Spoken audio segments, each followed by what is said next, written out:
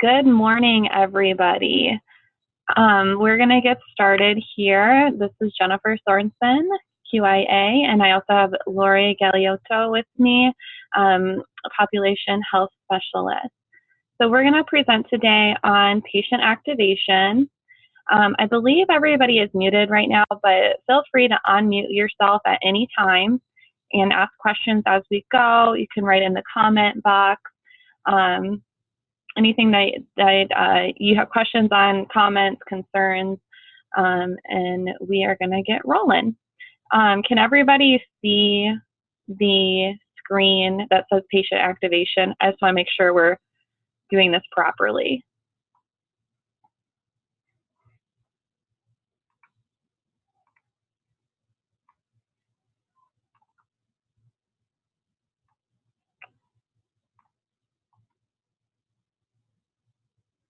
I'm not hearing anything, so I'm assuming everybody can see it. And nobody can hear us, one or the other. Okay. Can somebody just chat in to say that you can hear us and see our screen, just so that we know before we get started? Okay, thank you, Sammy. Okay, well, let's get going because we want to, today it's just Jennifer and myself. Katie is not with us today, she's out in a site visit. So our topic today is patient activation. We want to be done and on with our lives within the next half hour, so we'll get going here. So we're going to start out with patient activation and the definition of it. And there's a couple of definitions there. I really like the bottom one. It's really the person's willingness and ability to take independent actions to manage their own health and health care. Forward, oh, I can forward the slide. Maybe.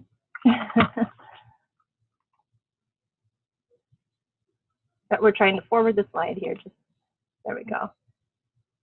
So why is it important to know what our patient activation levels are? Well, you see,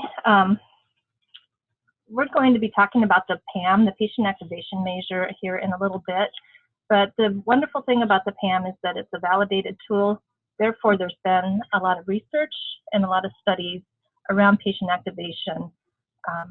And this is where I'm pulling a lot of this information. So at the end of the slide deck, there will be some references that you guys can look at, and we'll send those out when you're done.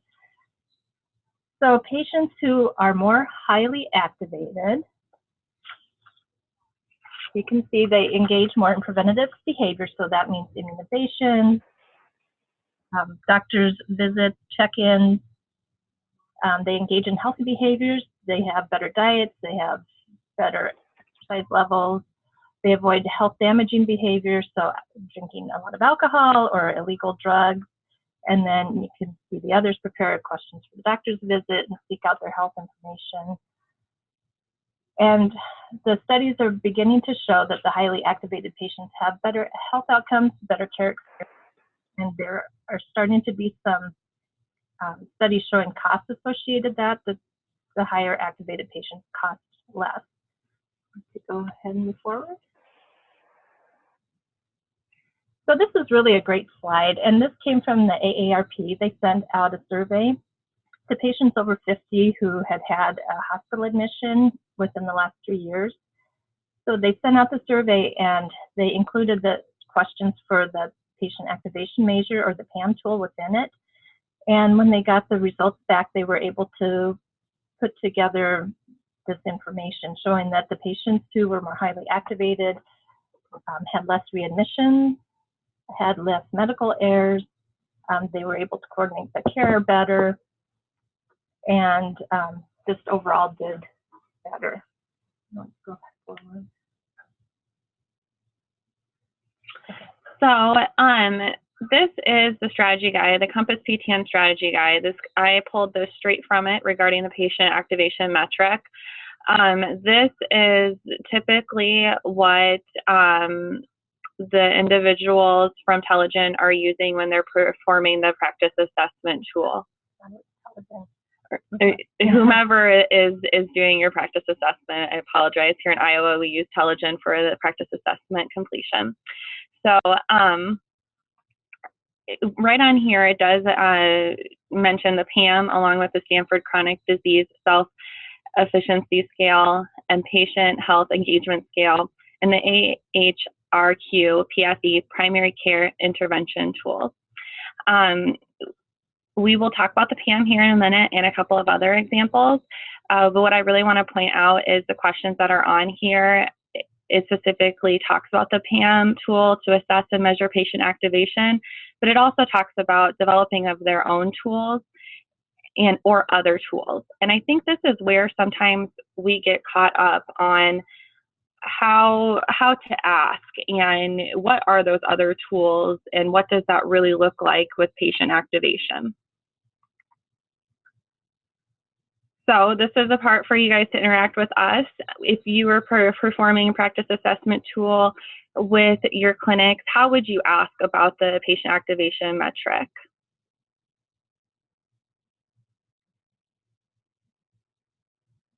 You guys can type in the chat, or you guys can take yourself off mute and feel free to pose the way that you would ask the question.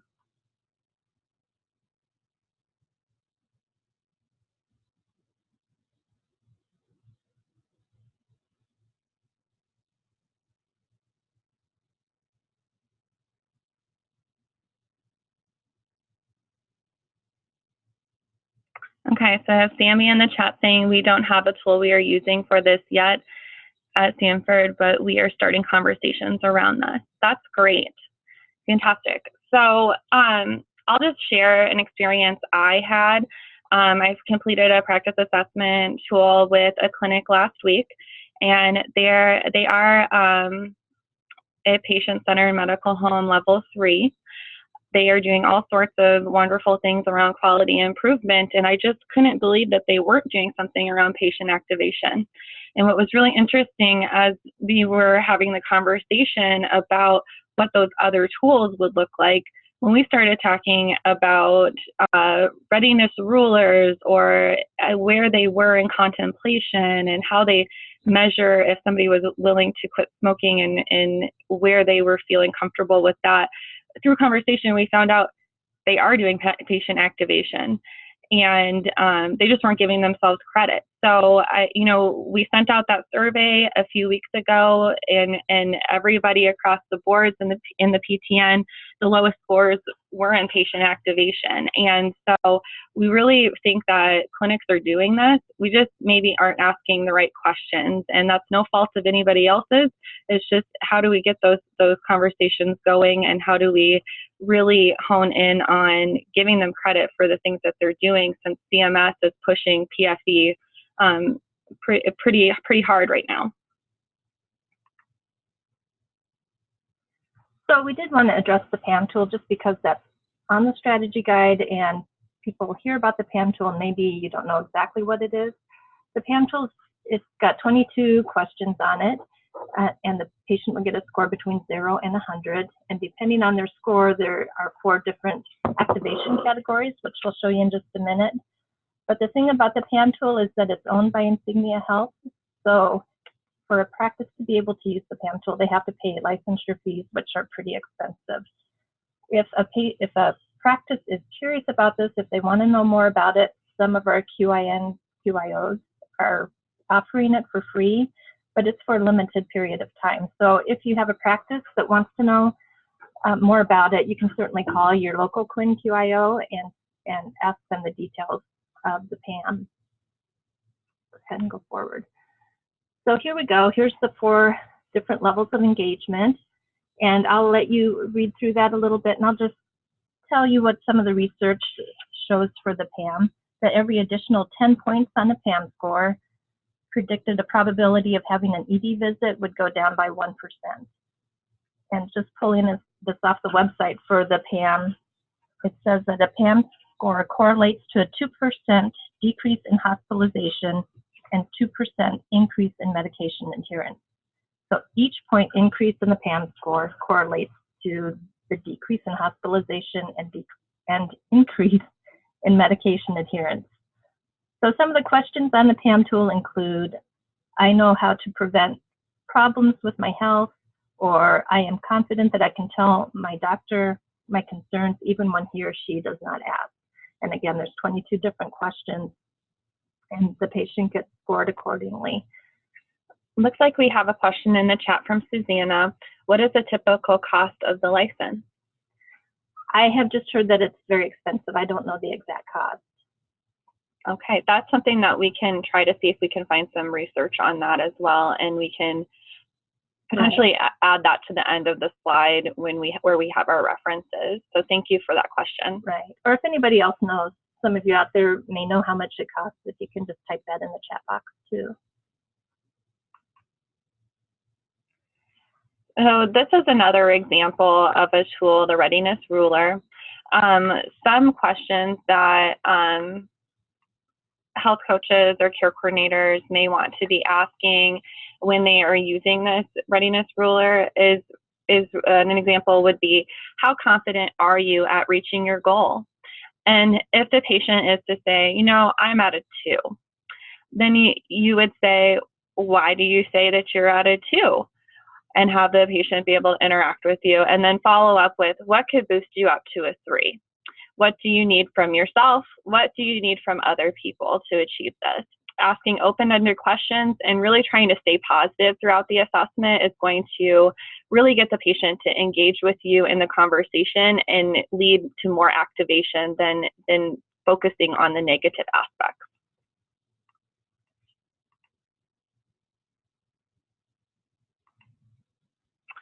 I did find this worksheet online regarding how to ask the questions for the readiness ruler. So this will be on the slide deck, but we'll also put it on Innovation and or healthcare communities as a resource for everybody if they're wanting to share it as well. And there is the website on there as well. It's a PDF straight from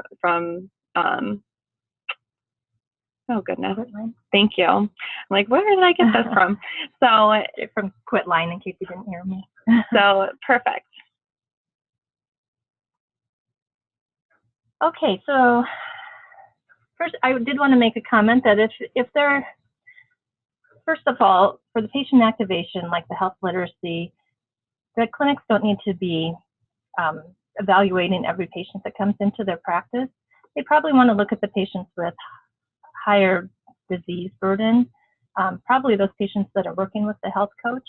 And most health coaches who have gone through health coach training are going to be using a confidence ruler of some sort.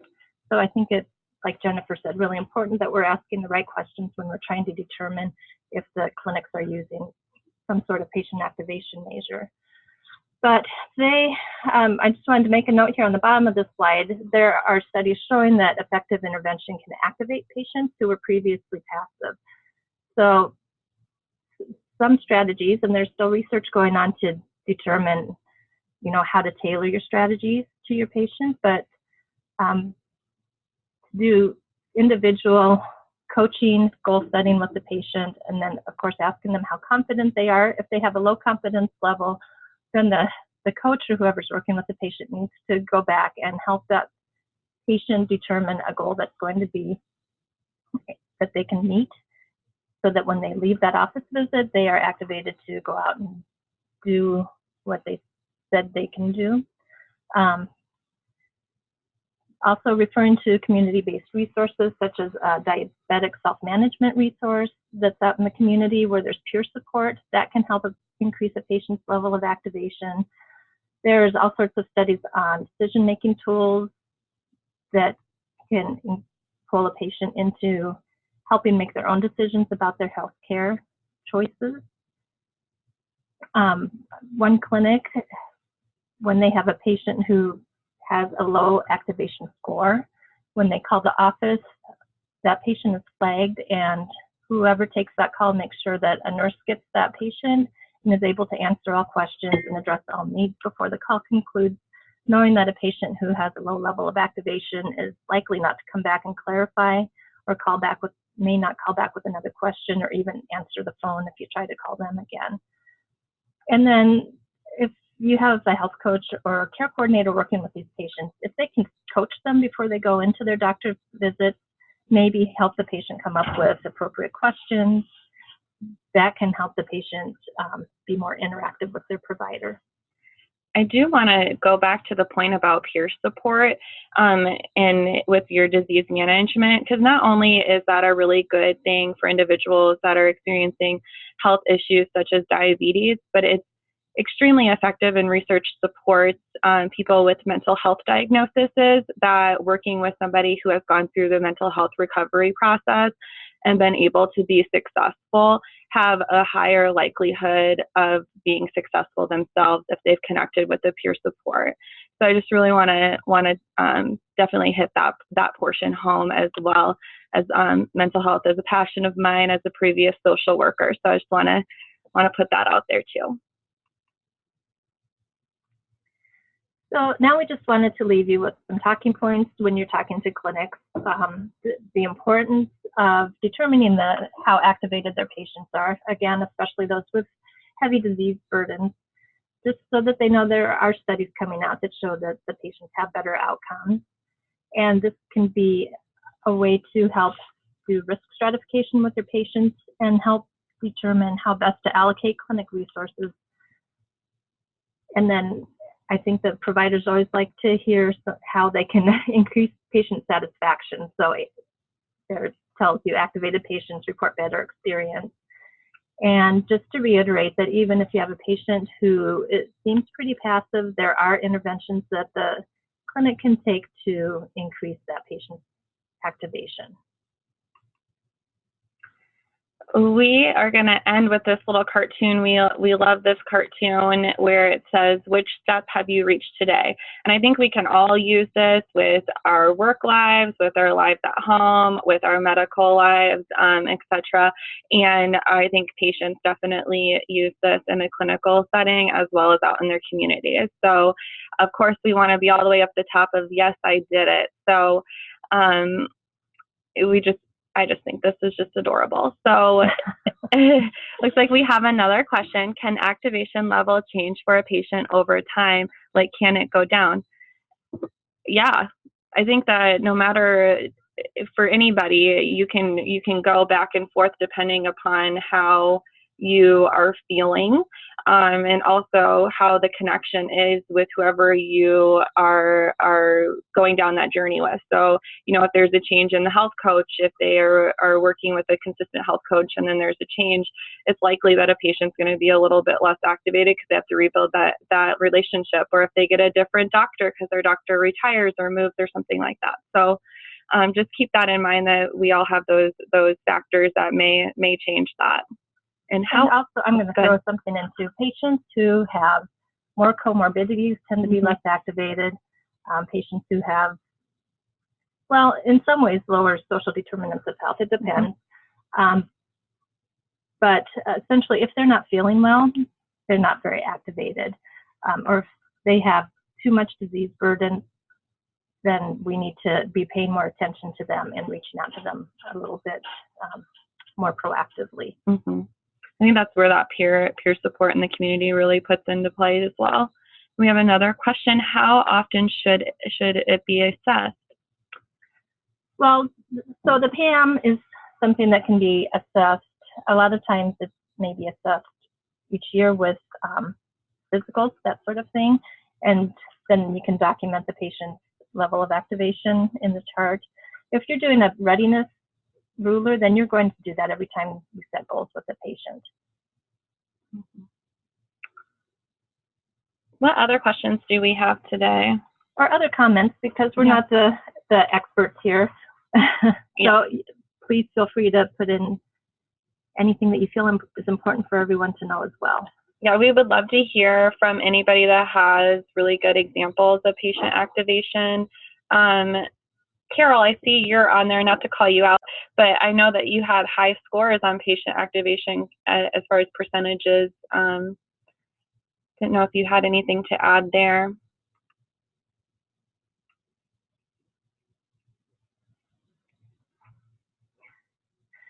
Carol's like, don't call me out. I know. And everybody's on mute too, so you'll have to actually unmute yourself. Can you unmute everybody?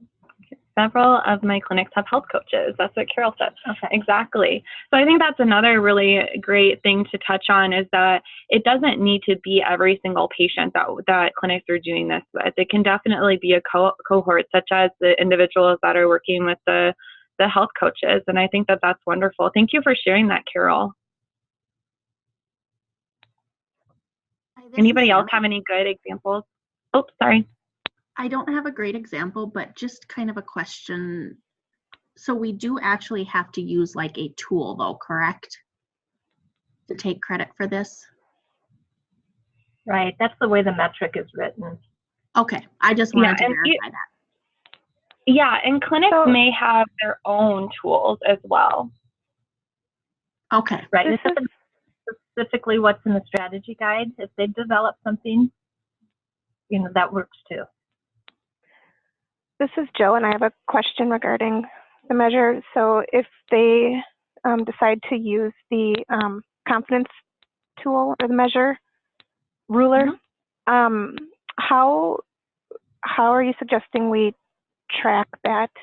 Is that something like, how do you want that to be measured? Just like a manual sort of process? I'm just not aware of how that would be pulled into a report.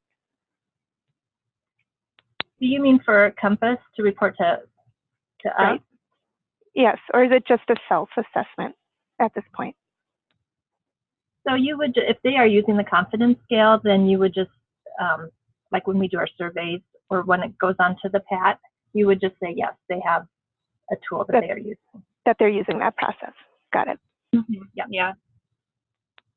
We'll be curious to see how it comes out when it goes onto the PAT. If it's going to be left at, if there's going to be different phases, like are you using the tool, yes or no? Are you planning interventions to improve patient activation, that sort of thing? We haven't seen that. We don't know what it's going to look like yet.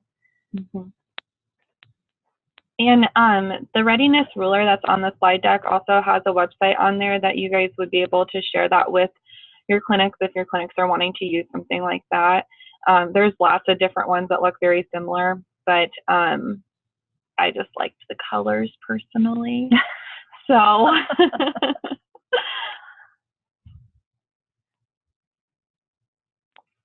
any other examples or stories that anybody wants to share?